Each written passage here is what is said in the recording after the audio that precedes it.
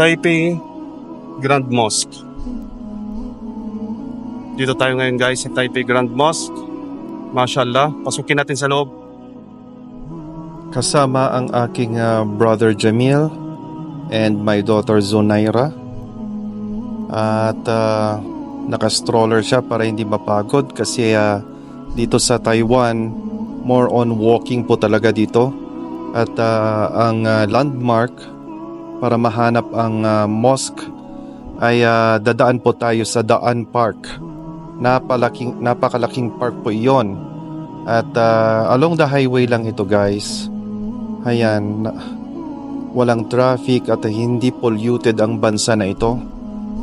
So ito ang frontage, ang entrance. Makikita po natin ang mga signages in Mandarin, Taiwanese language. At ito ang kanilang office. Diyan mismo ang kanilang Chinese Muslim Association office. At ito ang kanilang bulletin board, ang kanilang mga dawa activities. So dumating po tayo dito pero late na kaya wala po yung mga Muslim brothers. Ito, meron tayong lalagyanan ng shoes sa labas ng masjid. Bawal po ang shoes sa loob ng lahat ng prayer areas ng Muslim. Para sa mga knowledge lang po sa mga kababayan natin na hindi Muslim, ganito po ang itsura ng masjid. Finally guys, ito ang masjid. At konti pa lang naman daw yung population dito.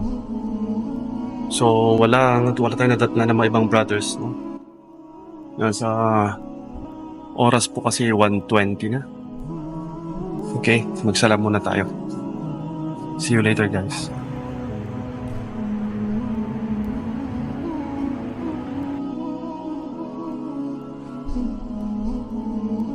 Masya Allah, dumating din ang isang ustad at nakasabayan na nakapagdasal sa aking kapatid. Ang ganda-ganda ng masjid na ito, napakasimple lang. Which place you think? Yes, my brother. Abdul Aziz. Yeah, Alhamdulillah. Yeah, Taiwan. Yeah.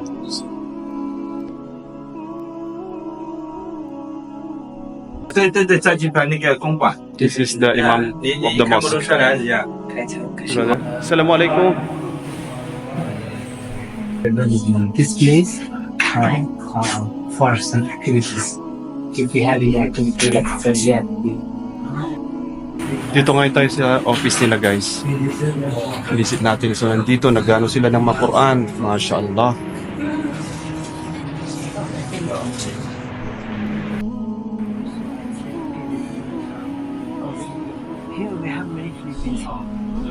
After prayer ay rumagasa ang ulan. Alhamdulillah. Blessing po ito.